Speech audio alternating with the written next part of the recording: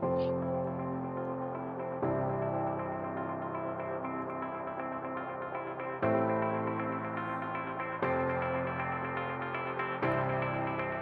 there, and welcome to another edition of the 1% Better podcast with your host, Rob O'Donoghue.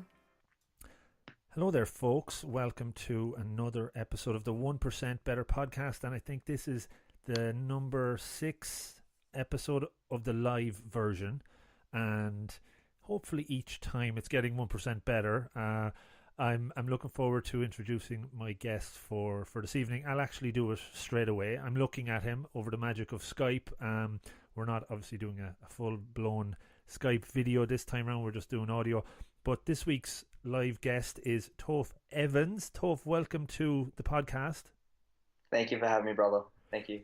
Great to have you along on this Wednesday evening to have a chat. And as I was saying to you just a little bit off air or offline, that I didn't do deep dive into you. I know a good bit about you, but somewhat more exciting sometimes doing these kind of off the cuff where I'm kind of learning a little bit about the person as we go. But I know you're a very resilient character. You're big into adventures. Definitely have lots of parallels with you there, but I don't think I've done anything to the distance that you've done yet anyway, and you've probably a bit of age on your side compared to me as well, so I don't know if I'll ever get there, but really looking forward to chatting to you, and hopefully the folks that do tune in either live right now, they'll get something out of it, and then when I put it up on demand afterwards, it's there for forever, so hopefully people will get stuff out of that. And there's a cool feature on the Spreaker setup that I was mentioning to you where people can chat. If there is anyone listening, they can post a question, so I'll bring that up to you if they do, and maybe I'll just pretend that there's people listening and make up a question as well. That'll make it sound even more fun. So sounds good. So we'll see how that goes. So welcome to the show, Tofe. Maybe give yourself a more detailed introduction than I have. Yeah, sure. I guess I'm Australian, if anyone can pick up on that. I'm a bit of an adventurer, author, speaker, and I guess a mental health advocate as well. So there to help people show what they're worth, in a good way, and also to help fast track people's resilience. That's what I'm there for. Essentially, if you were to say what is Tofe, I'm here to fast track people's resilience. Nice. And the Tofe thing, I did do a bit of research on that because I wanted to make sure I was pronouncing your name correctly. But it's a derivative of Christopher, right? So that's where it comes from. That's it, man. Because this is stuck for like the last 11 years. And I remember at school where a friend just said, dude, there's too many Chris's. Can we just call you Tofe? Yeah, sure. And I'm like, well, let's spell it Tofa just to be a little bit more different. And then in Australia, everyone's very lazy with syllables. And so Tofe just came from Tofa. Dude, I'm the only Tofe Evans in the world. There is like a million Christopher Evanses. I might as well just be called Muhammad if I just go off that.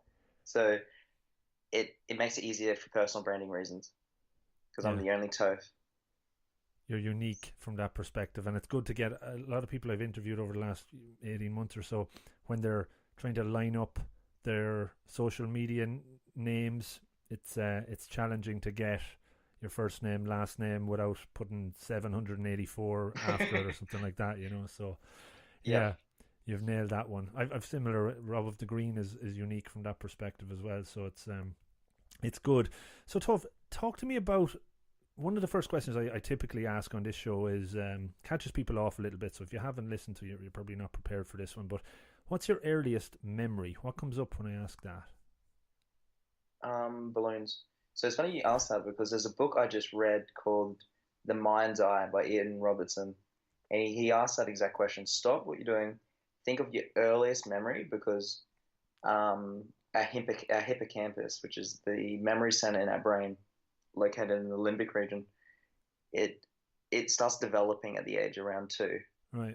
And for me, memories from maybe it was my birthday or a friend's birthday or a sibling, another birthday I was at, not balloons to celebrate, but just balloons. I just remember them being there. So that's the first thing that comes to mind. Oh, very. I definitely. I'm not stealing that question from that book, but it's probably a common enough question. But I'm fascinated by that and what comes up for some people. Some people I've actually interviewed, excuse me, sport, running, things like that comes up for them, and later in life they can kind of maybe link it back. But that's interesting. Has balloons been a significant part of your life ever since? Is there any kind of common No, thread? absolutely not. Right. It's actually probably been a bit of a dichotomy, the other side of the extreme. Um, no, it's just something when I think of it, that's the first thing that comes to mind. Balloons popping and balloons just bouncing around. Cool. We'll do some psychology during the show and see if there's any other stuff we can get under the hood on there. So Yeah, talk to man. me. Talk to me about growing up. Then, young guy. What was life like? Had you aspirations to be something other than you became? I'd love to know a little bit about your early years. Funnily enough, what do you want to be when you're older? I said architect, just Mm. because I have this, I really love how buildings are built. Um, it turns out like I didn't grow up to be an architect. I never actually got the architect thing, but I became a designer for a while. So it wasn't really what buildings look like, it was how things were designed. And as I get older, what I learned from my engineering career still applies to today because I learned how to reverse engineer Mm-hmm. like quite well, and I learned how to conceptual design. And I still conceptual design today, where I've got the vision, and you build things in your own image. And so maybe that part of the architecture has really just stuck with me when I grew up. So funnily enough, I didn't really do. I did a little bit of sport growing up, but I was always the kid that got picked last because anything that requires a ball or of some sort, I sucked at. But being in a team, I'm great at. But just anything, a lot of the sports I did that required a ball, and it didn't really do well. When I did swimming, I did quite well because you just need your body. Um, as I got older, into high school, I did less sport because I probably focused on more academic subjects, and I probably didn't do too much sport. But I loved watching sport. I was always a kid that just resonated because like the Olympics was my baby. When that was on, it was like yeah, I was always just glued to the screen, not because like I was addicted to TV, because I was just addicted to athletes. Mm. Um, but even at school, like it was weird, man. Like the first couple of years of high school, I was actually bullied quite a bit, and it sucked. Mm.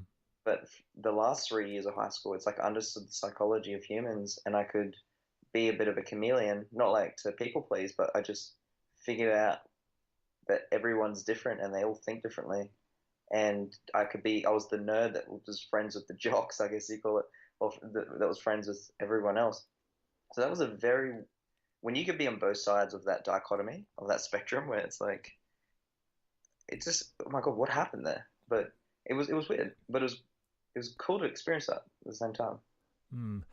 Straight away, it's striking me you have and always had a lot of self-awareness. So to be that age and aware enough to say maybe I'm interested in these sort of areas, and that will help me be a chameleon, as you said, not in a kind of typical way of avoiding everything, but knowing how to play people. So that's emotional intelligence, as you probably know. It's a key part of it. Is that something you sensed, you knew you had from an early age, or was it just natural, do you think?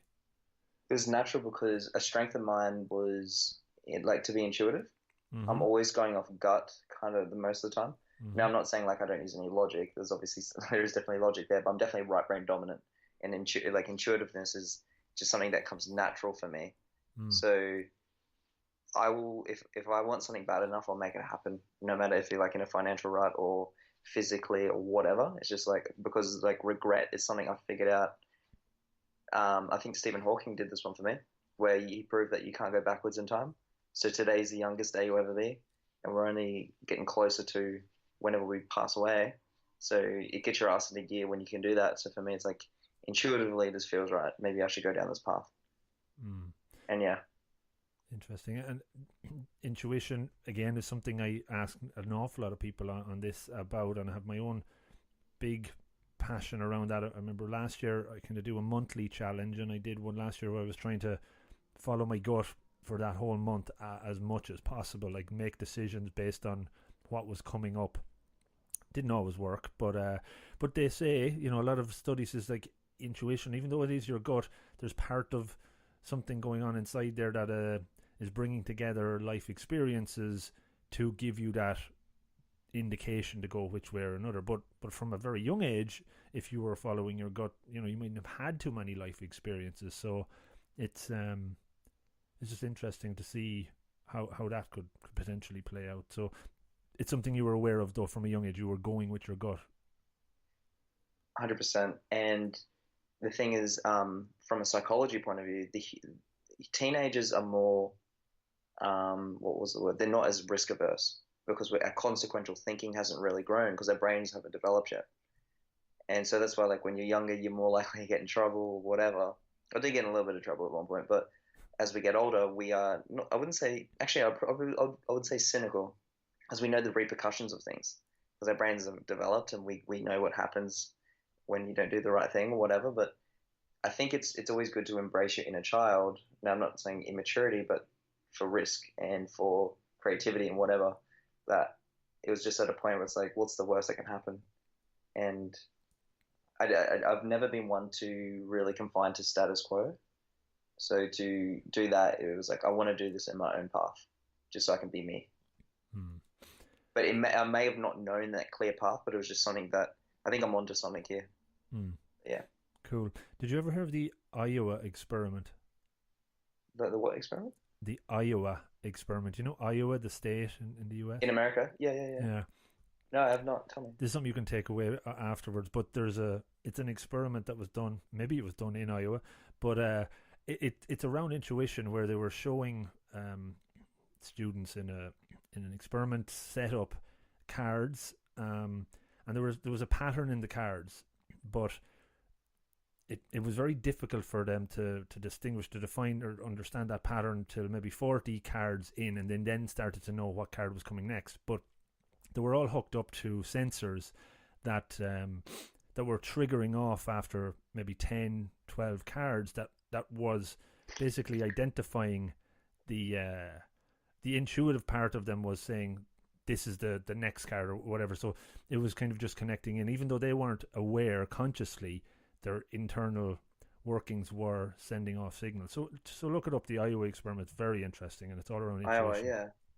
I love that. Sorry, I'm going off on tangents here. No. It's all contextual. It's all contextual. Exactly. So talk to me about resilience. Is a word you use a lot, and obviously you have a lot of it.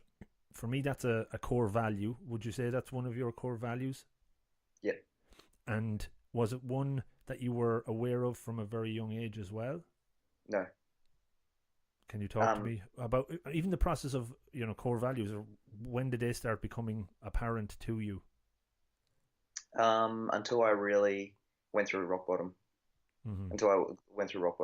So for those who don't actually know what resilience is, it's just the ability to bounce back. That's in the most simplest form we can put it as. It wasn't until I kind of, like, you understand the value of something when it's taken away from you.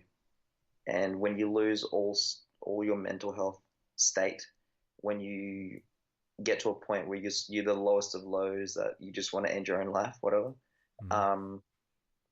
When you're in the deepest part of it's like the Marianas Trench, really, of the mind, you get to that point and you go, I need to do something, because there would have been one of two things. If I continued the way I was, I would have possibly gone through with the suicide, or I would have turned into a megalomaniac, one of the two. So I'm glad I've really focused on self-development and the like self-love and a lot of self-appreciation and, self-gratitude and self-belief and all the selves, really. So I can be the person I am today and talk about it today with humility. It wasn't until I go, okay, when you're rebuilding back up, so if we look at the word rebuild, and if you look at someone like a house, to build something from scratch, you need a foundation in place.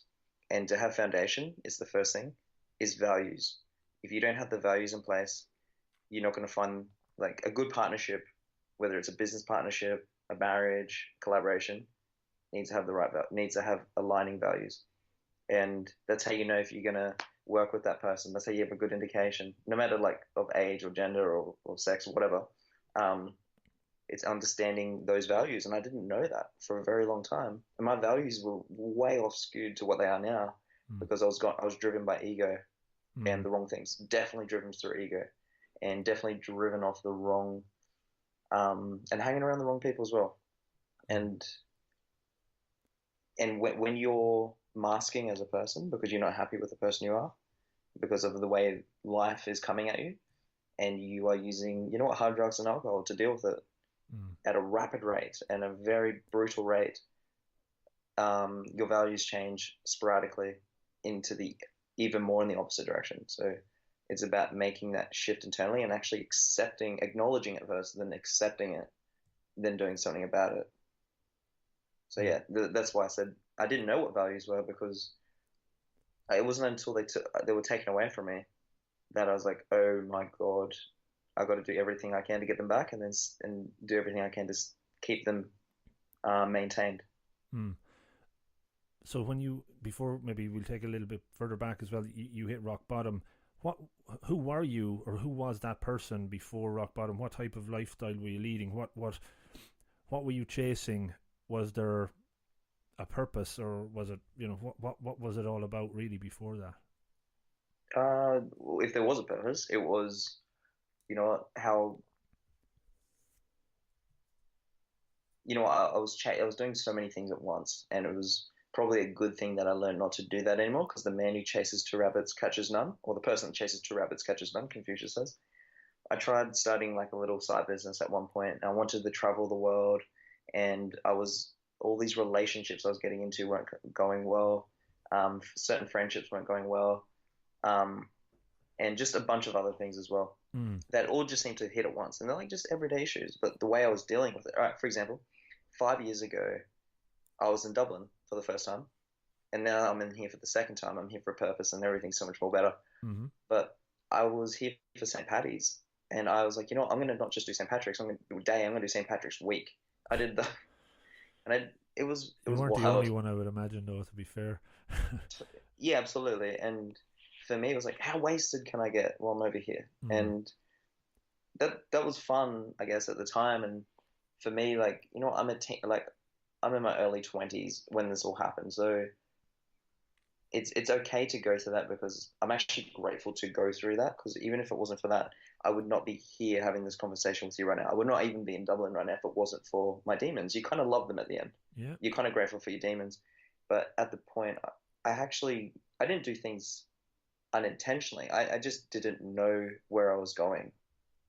And I think a lot of people can relate to that statement.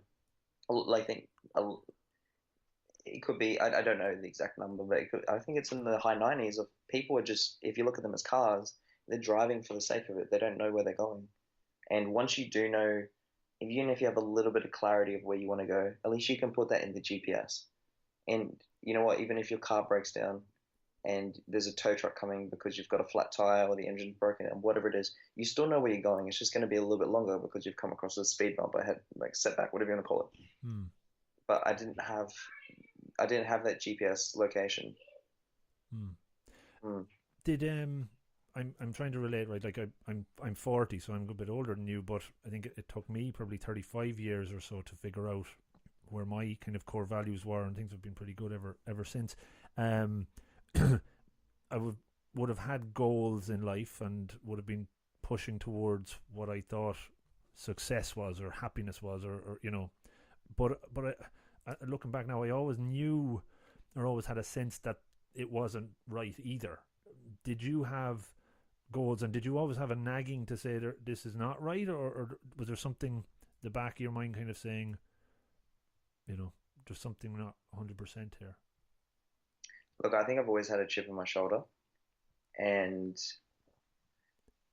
intuitively, sometimes intuition hasn't got me the best results, Hmm. but I'm grateful for them, because I think if you have a win or a learn mentality as a win to a lose mentality, actually it's more win-win or learn, because you want to do things where other people win as well. It Yeah, it never feels like it's going right, but if you look at to even to where we are now, like it's everything's happened because of a sequence, and it's almost serendipity of things that happen. It just Not everything goes to plan, and I think you just learn to understand that failure is really just an experiment that doesn't go to plan.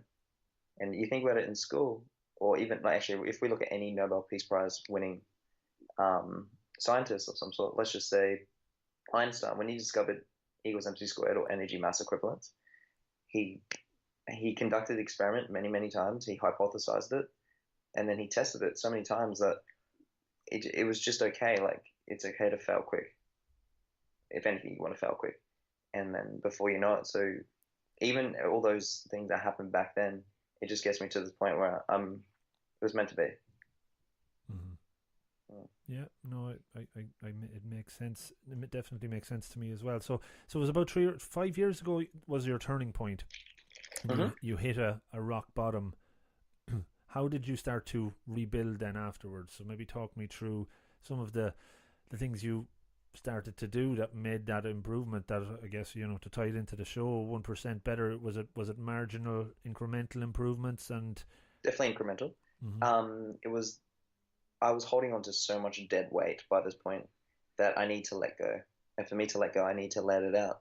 And I'm not taking it. I'm not saying let it out on the punching bag. At first, I was letting it out on other people, like I was being a total jerk because I wasn't happy with myself. So how I was treating other people was a mirror projection. I started writing at first. I started journaling, and then I felt okay.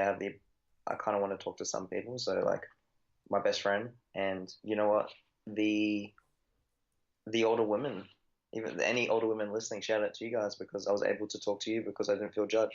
It's a bit hard at first to talk to men. I can talk to men now. It's totally fine. Mm-hmm. I get grown ass men double my age, twice my height, open up to me. It's a beautiful feeling to be around because they feel like they're in a safe space. But I didn't feel like I was in a safe space when I was around other men because it wasn't common for men to open up. But women, you put a bunch of women together, and they're gonna vent. It's crazy because it's innate. It's in their DNA. Mm-hmm. But you put a bunch of guys together. That's why like there's a reason why women live longer than men because we have too much testosterone.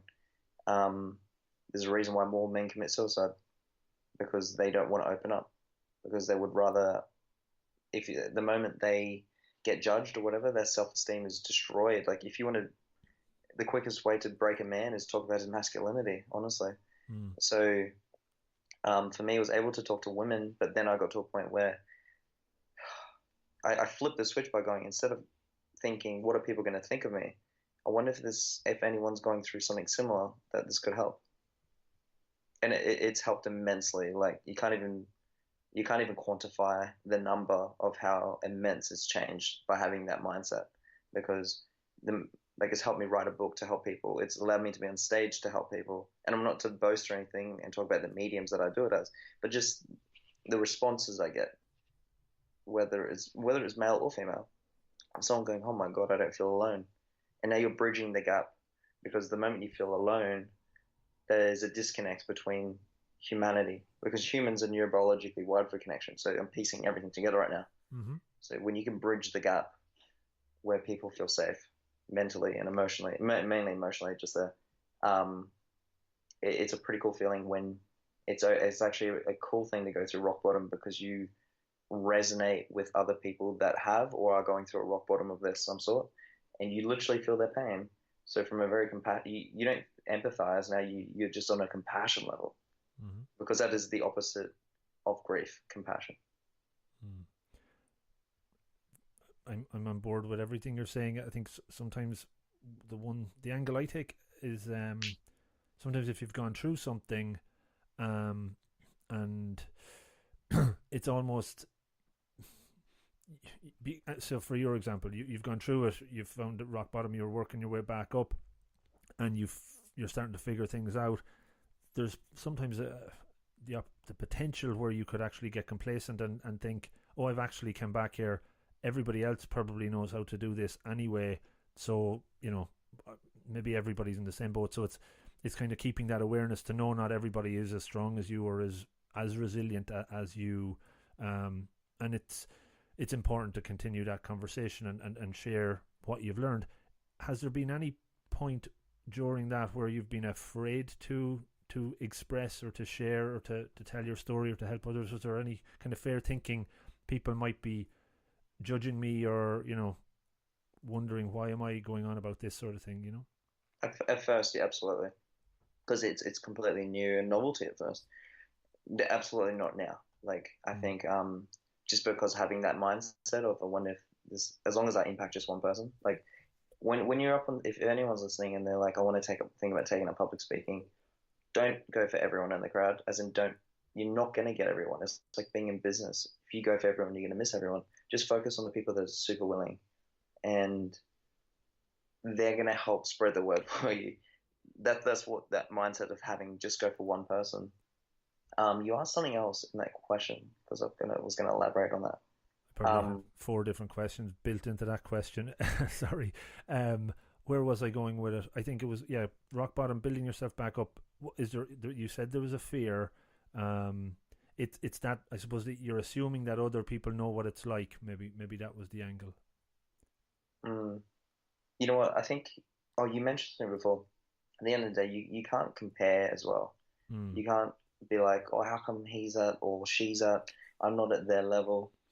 You can't do that because the circumstances were completely different from birth.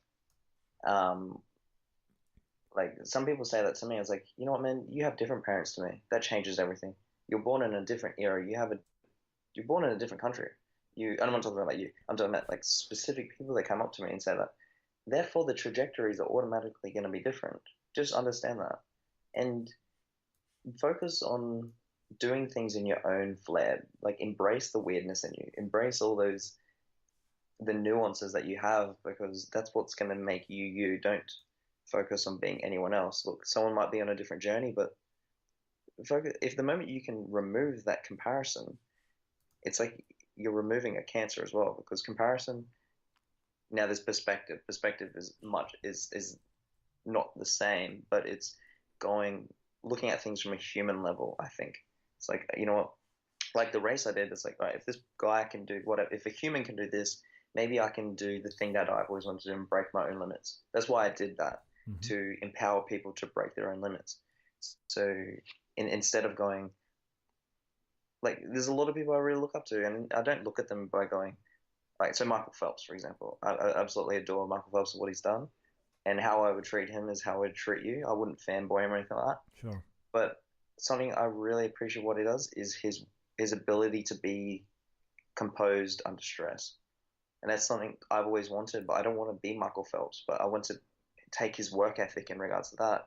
And it's okay to emulate people, but you can't compare yourself and you can't compete with people like that.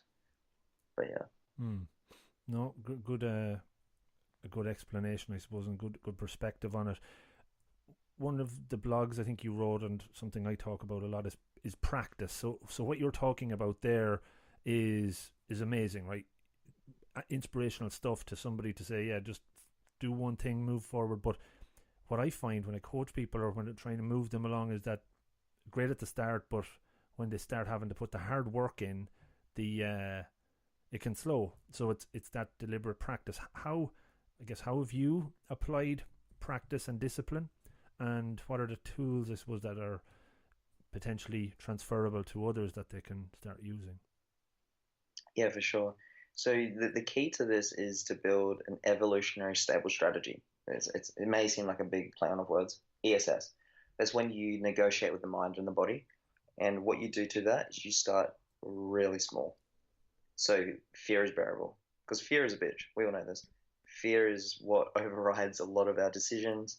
It's like fear is best friends with overthinking. They're homies. They're cool homies. But so the key is to start super small, to the point where it's the daily habit doesn't feel like work as much. Now you can get insatiably curious. So for example, when I took up running, I took, this is going back to the rebuilding stage actually. So this is going to come interconnected now. Once I was able to talk to people, I had a little bit more clarity, because I'm letting go of that weight.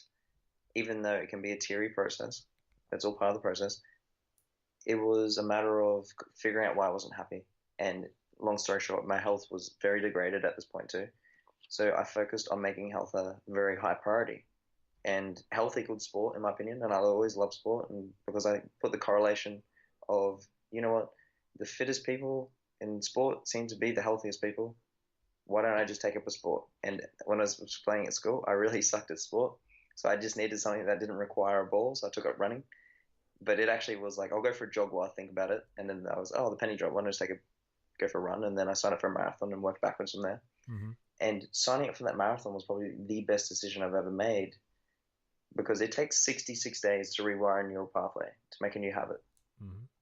I gave myself 16 weeks. So that's like 120 days. In that process, I learned to be consistent with training. I learned to eat properly. I learned to get up when I didn't want to train. So there was a discipline in that because I tied it with a goal that meant so much to me. Mm-hmm. And there was an intrinsic motivator actually that I'm talking like if someone were to cut me open, they can't take it away because it's intangible. But in there, I started really small, man. Like I started with, I had a lot of social anxiety at one point, so I just got to leave the house. Just get out of the door. That was the biggest thing I could do that day. And I can get back in. And then it was a matter of walking a block, and then doing a kilometer, then doing a mile, and then doing 5 kilometers. And then before we know it, I'm running like 25-kilometer training runs. I'm like, oh my God, I couldn't even run. I couldn't even get out of the house like a few months ago. And then I do the marathon, and then it's like, what's next? Then you go, well, during the marathon, you go, why the hell did I sign up for this thing? And then when you finish, you go, oh, where's the next one? I've got to sign up for another one. Yeah. So I'm always doing that. And it's probably a good thing because, and what actually solidified it was the community.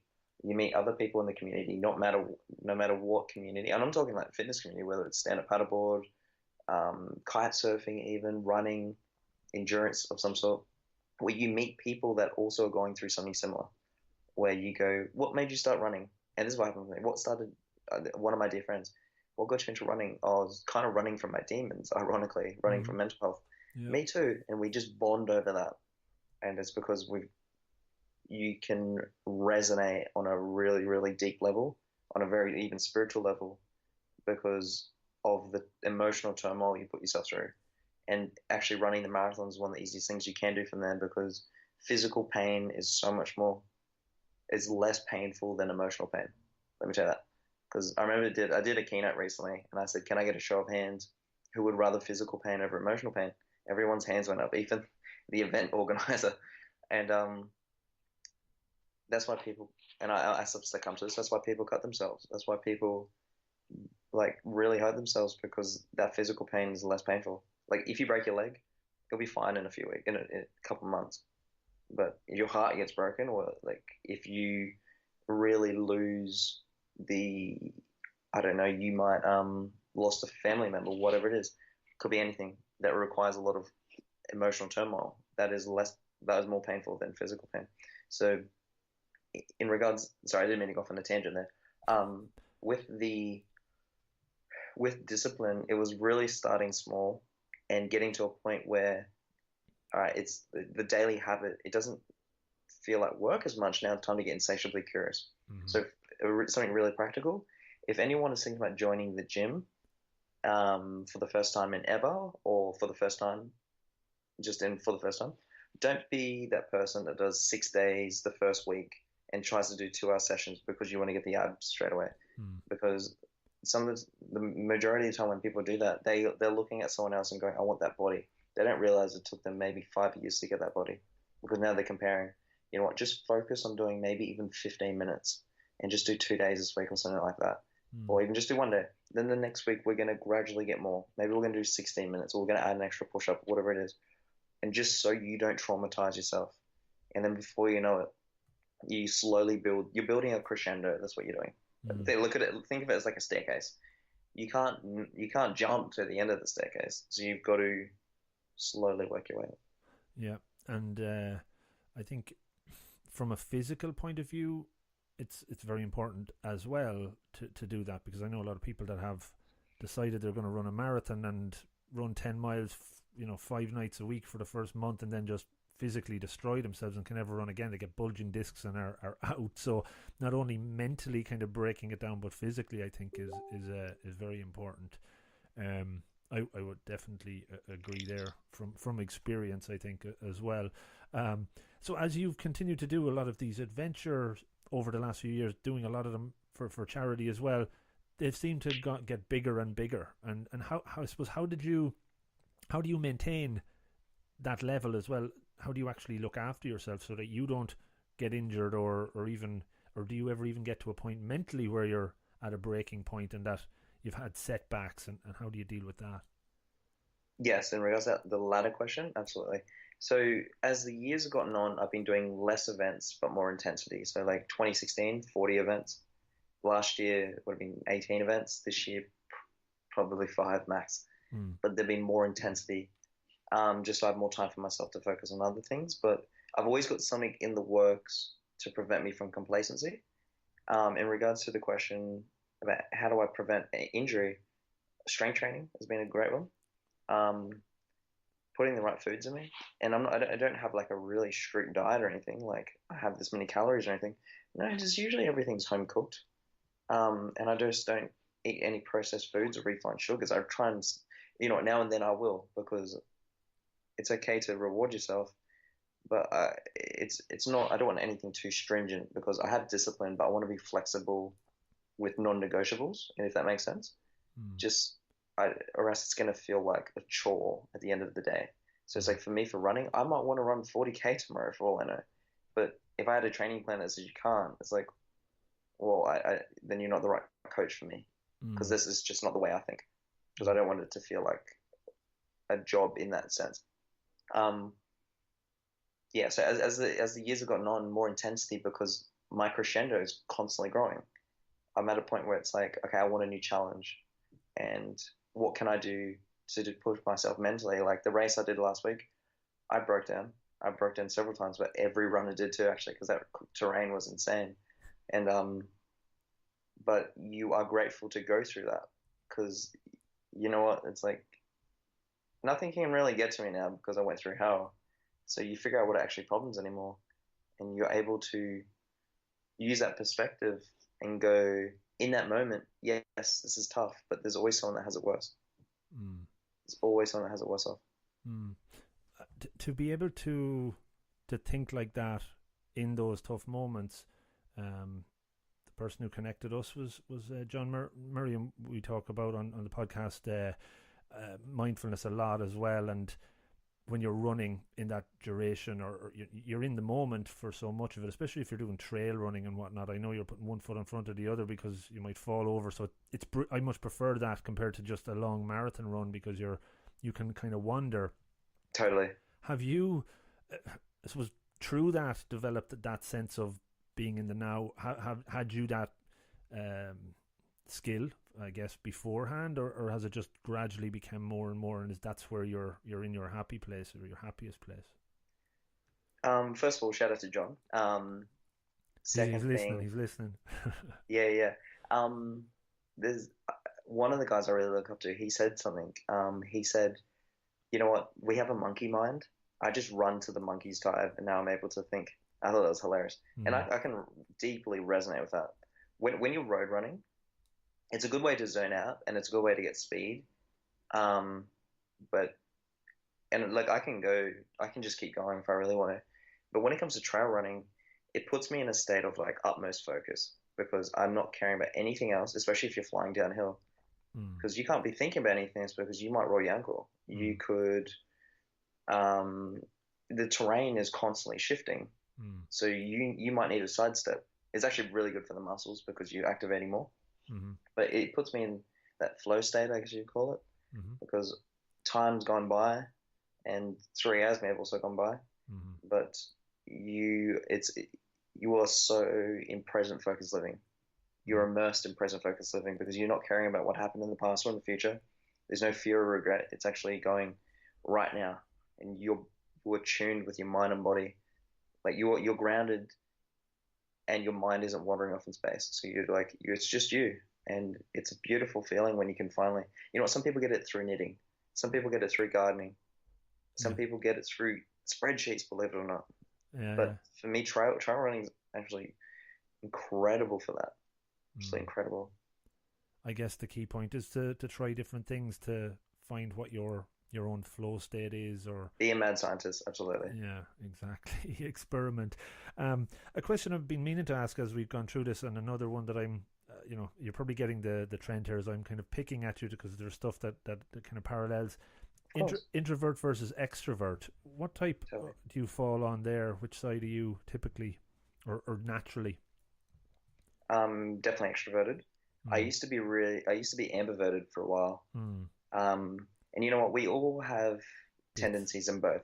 So, Mm. for example, even as an extrovert, sometimes when I've gone out too hard or whatever for months at a time, I just want time by myself. That's fine. And then some people, as introverts, they thrive the best. Here's what I found about introverts. The reason why they say they hate people, they don't.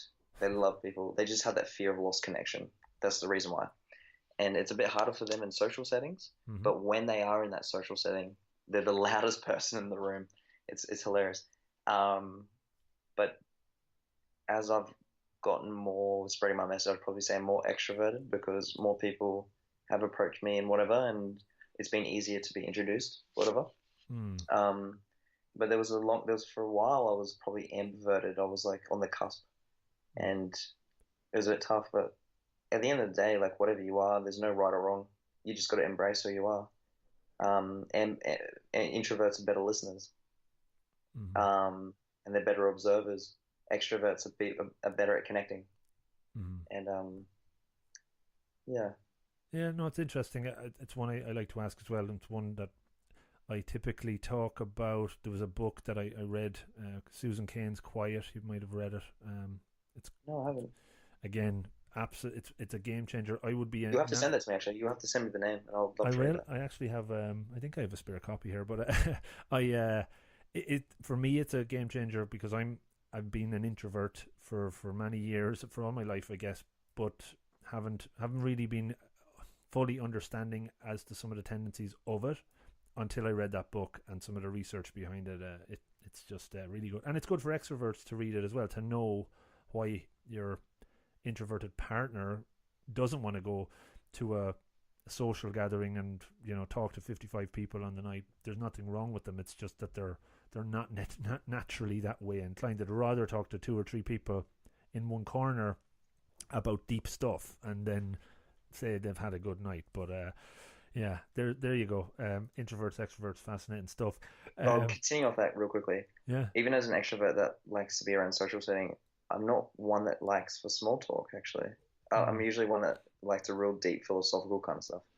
In saying that, that's the one standout piece from the book was around just that. So I couldn't naturally understand sometimes why I might be in a large environment and I would find somebody similar and talk about deep stuff first, and then you might talk small talk at the end, whereas extroverts like to do small talk first and then deeper stuff later. It's kind of flipped, but that's statistically or from research shown that way. So there you go. Talk to me about the book. You mentioned journaling earlier. You've been journaling for a number of years. Was that a natural process of journaling that then developed into a book? And maybe talk about your process around that. Yeah. So believe it or not, like you sound like you're a bit of a book reader, and I can see a few in the back. I myself am a bookworm myself. A lot of books, I don't know if you've noticed, where they might start out with like an inspirational quote, right? And then they'll go into the body of text. For me, it was start out with a journal entry, like a very pivotal journal entry to set the scene and then go into it. And these are the things where it's like real deep stuff, man, where I'm like ready to end my life, to where it's just really depressing stuff, and then it starts to lift. I just started journaling because I was still scared to talk to people. And I remember I was on a flight to the Philippines because I'm half Filipino and my mum's side Filipino. And my grandma passed away, so we flew over to see her. And I was journaling how I was overcoming things. Or how, like, I was still actually writing journals. And then I started writing how I was starting to overcome. And before I know it, I stuck with that. And I thought, you know what, I probably have enough for a manuscript. I've got about like 18,000 words here. While I was also blogging, a friend of mine said, because when I was doing the 40 events in 1 year with a friend, she said, Tofe, you got to be blogging because you got to be documenting this somehow. And if you ever write a book, she's like, I think one day you would write a book, then you can use that as collateral to fall back on in case you have written about the topic before. Now, when you first start blogging or anything for the first time, the first ones are going to suck. It's just natural because you don't know what you're doing. And I look at the first blogs, I'm like, oh my God, but you just refine them to suit your style these days. Obviously, when you write a book, you get an editor involved. But that helped immensely. before I know it, like this is going back to like at school, but I didn't like running, writing, or public speaking. Three things I do the most today, Mm. and I flipped it with that mindset of I wonder if this can impact or inspire or empower someone that's going through something similar that doesn't feel like they're enough or that wants to break their own limits, whatever. I just flipped it by doing it in my own style. I'm not the quickest guy. Some people don't want to do the thing because they're not going to become number one in it. Who cares? Like, just do it Mm-hmm. in your style. That is number one because there's only one you. Literally, there's a, there's only one Rob. There's only one Tofe. There's only one John Mm-hmm. that you mentioned before. There's only one of us. So it's like whatever you do, do it in your style, Mm-hmm. the way you, yeah, in your weirdness or whatever it is. Yeah, I totally agree. And I think one thing you mentioned, those three things, certain things I was really passionate about when I was younger, but I didn't do because I was an introvert, because it might have pushed me outside the comfort zone, that I now do. Those three things: public speaking, athletics, and writing, I guess, was it? But like, what were the things you actually wanted to do, but maybe didn't have the confidence to do them, or do you think they just were stuff you were not interested in? I'm just curious about that. With those three things that I mentioned. Yeah, like, Um, do you ever think that because you were kind of yeah, almost reluctant to do them because you thought you might fail at them or not be good at them? yeah, because when I was at public, when we had to do presentations at school, I would always be shaking, even though it was like fine, like at first, like at first you'd be shaking and then you're okay. Um, English as a subject was I was a C, probably C minus student. Hmm. Um, and athletics, I was definitely not good at that. Like, I actually hated running at school. Yeah. Um, so funny, I flipped all three of those. Like, it's created opportunity too. Like the book has gotten bestseller, and definitely my vocabulary and my vernacular has increased a lot because I got so obsessed with books, was reading that they just naturally grew on me. Hmm. Running, like the opportunity to represent Australia for the race I recently just did. That's just an like utmost honor I could ever get. And like for writing as well, even the speaking, get paid to speak, and the writing, like Red Bull, I write for them now and then to pay to write for them. Sure. It like those come as a byproduct. Those are a byproduct of what I just mentioned. But I'm just saying like what opportunity can give you when you flip switches by going write it, do it for the impact at least. Because you're that's a win-win. You're not only conquering it for yourself, but you may help someone along the way. You probably will. It may seem indirectly at first, but someone picks up on it before you know it. So you just keep honing on that. Hmm. So if you were to look at, you do a personal SWOT analysis and your strengths and weaknesses or whatever. Mm. Is there areas that you're saying, I'm not that good at that, I'm actually going to target that now and I'm going to flip it, I'm going to become better at it, to use a better. Not entirely, believe it or not. So I'm a person that's a big believer in all in on strengths and outsource weaknesses. But the people I outsource, for example, I'm not the best at strategy. It's just something that doesn't come natural to me. I'm good at vision and I'm really good at getting in the trenches, but strategy, sometimes I'm often going in the wrong direction. So I hire a strategist. Just hanging around her so much more, I naturally are getting better at strategy because of osmosis. Mm-hmm. But but at the same time, not to sound like not to contradict, I like to try a lot of things myself just so I can get a general understanding. Sure. And if it's not working for me, I'll just let go, just because it's not going to be a natural strength of mine. Mm. Yeah. Mm. No, it's I'm just kind of purposely coming up with stuff There's a as I method go to the here. madness. There is a method to the madness. There is. But I suppose, what is your ambitions next? What's on the radar for the short term, medium term? What are your next big goals and challenges ahead? Mm. So I've got a lot of speaking coming up. There is definitely a project I want to do, so the book I wrote, like even with all the endurance stuff, people always asking me, "What's the next event? What's the next event?" I'm all about integration.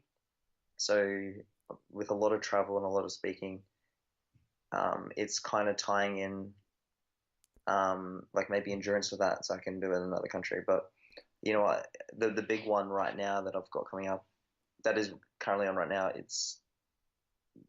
it is a follow-up of the book. It's being able to quantify people's resilience. So I've extrapolated everything from it, and I put people through.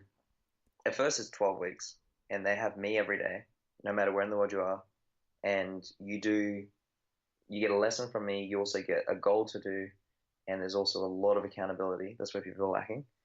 And I can see people's progress as they do. And there's areas where I see where they're thriving, and there's areas where they're dipping. And I get them at the dipping so we can go together. So it's like I'm helping them with those weaknesses. And then afterwards, they still use that platform for a full year, so they have accountability that comes included. So it's getting to people at that, because it's something that means a lot to me, where I can fast track and quantify people's resilience. And that's something that's meant a lot to me, because when resilience was something that was really low in your life, now it wasn't like a weakness per se, because I think resilience is something that we all need, no matter what kind of human you are. When you're at a point where you lose it all, and that's what I said, you understand the value of something when it's taken away from you. I was fine, but a lot of people are seeking me for advice and resilience. And yeah, of course I can help you, but how do I do it in like a really how do I do it in a way that I actually know how to get them from good to great? Like the book was one thing, and I know it works, but how do I do it where I can actually pinpoint the pain points? So that's what this has been the baby for a while. That and a lot of the speaking. So yeah. But I guess during the speaking and during the interactions with others, you're constantly learning and evolving, I guess, and you're taking. I often find through coaching you can learn a lot about yourself during the experience of that with that person, and I totally agree. Accountability is probably the number one reason people just don't go from A to B to Z, and that's takes some of the magic out of it if you're just kind of standing over people telling them what to do. But you learn a lot about yourself as well, for sure. Look, I'm here to be a guiding light, but if people are unwilling, I can't do it. I can't do it. And people find the answers within themselves. I'm just here to guide them along the way, because we all need mentors, because mentors help cut the learning curve, and it's okay to make mistakes, but they don't have to be yours. If you can learn what someone's learned in 5 years in a fraction of the time, you was not only will you save on a lot of time and money and that, but you'll save on a lot of emotional pain too.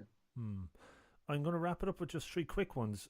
You mentioned mentors. Who have been big mentors for you over the years? Any names? Anyone specific? Any call outs? Oh my God, there's probably a good dozen actually. Like probably Jacqueline Nagel, she's a strategist of mine. You know what, Mum's probably the most compassionate person I've ever known. I've there's a few business mentors I have. Like there's a lot of people I see in person, but there's a lot of indirect people, virtual people that they don't realize that they're mentors that you learn from. Where it's you learn I listen to everyone. Like I'm not here to belittle people. I listen to everyone, and I learn from people, but I also learn not what to do as well, because they might say something, and I'm like, oh, I'm not going to do that. So there's a lot of people I learn from books as well. Like they're like virtual mentors in a way. Arnold Schwarzenegger, I've learned a lot from him, from his book, Total Recall. Elon Musk, I don't think you can't learn from that guy, of how to just harness something and just really persist for something. So there are people that I look up. Like mentors range from all sort of, even the LinkedIn community. That community has been a second family to me. That and the endurance community. It's hard to like weigh up who's more powerful in that field. But a lot of those people, they're in respective fields, and I learn so much because of being with them and connection and there. So yeah, there's so many people to name. Too many people to name. Yeah, no, it's good to kind of get a perspective of even the different fields. So that's kind of interesting to see. I'll end with a cliche or a phrase or a saying that you live by. What comes up for you there? Focus on being the comeback. So if we look at it in sport, like greatness is the ability to rise above, no matter how bad the situation is. And if you look at it in sport, when the team is down by or the person is down by an X amount of points or goals, whatever it is, and it's fourth quarter, and it's that typical scene where it's fourth quarter, and people walking out of the stadium because their team is losing right now. They're just pissed off, and the team comes back to win. It is considered the greatest game ever because they actually proved the comeback. So at the end of the day, be the comeback. Just focus on being the comeback. Like, you actually need more setbacks, if anything, because the setbacks is what's going to be the foundation to your success.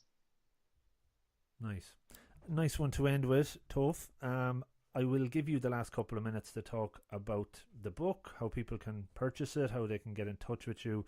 The usual end of podcast, handing over the reins to my guests. So go for it. I appreciate that, man. So the book is called Everyone Has a Plan Until Shit Hits the Fan. How to Not Be the Bitch of Your Own Brain. That's the subheading.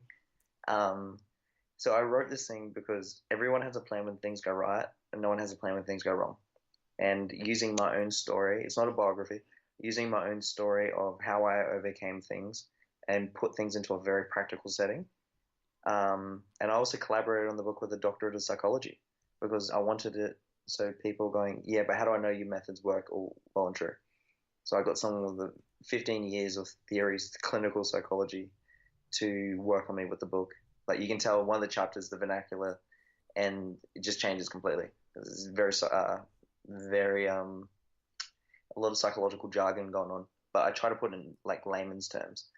But you know what? Like, I wrote it, if one person can get out of that rut, whether it's that rut of suicide or that rut of suicidal tendencies or that rut of you feel like you're on Route 66 and you want to just get out and you want to go from good to great. That was the primary cause. That was the reason why. So all those times where I just like, I think I'm done with the book. No, keep going. You said you were going to do this to help just one person. And that was it. I just wanted to get one person.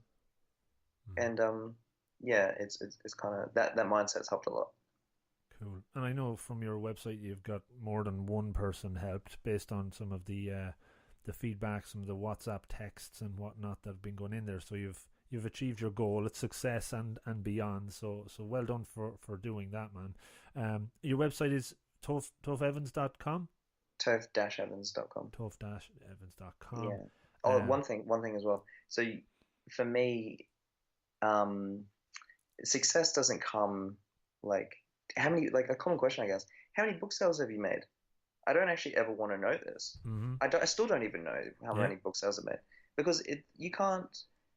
When people go, oh, I want to write a New York Times bestseller and I want to sell 2 million by launch week, you're definitely not going to get that goal, and you're in it for the wrong reasons by the sounds of it. I don't go of how many. I did a post about this in like the first week. I got the bestseller status, but that came naturally, right? What I did was I put what people see and what I see, and what I see is all the private messages. Those private messages are the metric I go off. Whereas like someone does a post about it, oh my God, I came across this book, this is awesome, or thank you, I really resonate with this. Like some dude sent me a message via Skype going, this might have been one of the lives you saved. That is more gratifying than getting any sort of accolade, because the intent of why I did in the first place is actually turned to fruition. Yeah, I totally get it, and just from the not from a similar perspective, but I think a lot of times even doing podcasts and whatnot, people might think you're going to get a 1 million downloads a month, and if that's same thing with podcasting, right? Yeah, if that's your metric for success, I would have given up a long time ago, Totally. But having a conversation like you, talking to John, who connected me with you, getting the odd random unsolicited email to say thank you, that was a great show and I learned something from it, that's it, and that's what will make it keep going, and anything else that comes along is a bonus, right? So, and I can detect that from you, so I guess there's going to be lots more good stuff coming over the coming months and years. I'm looking forward to staying connected and keeping my eye on the stuff coming from you, so that should be an interesting journey to continue. Of course, man, definitely stay in touch. Definitely. So that's cool. Thanks a million for that. As I said, it's out now. This podcast will be available for download shortly after. I'll do some posts on LinkedIn just to let people know that it's up as well. And enjoy the next few weeks in Dublin, and best of luck in the future challenges and endeavours, man. Thanks, brother. I appreciate that. Have a good night. Take care, Toph. Thanks, mate. Good luck. All right, man.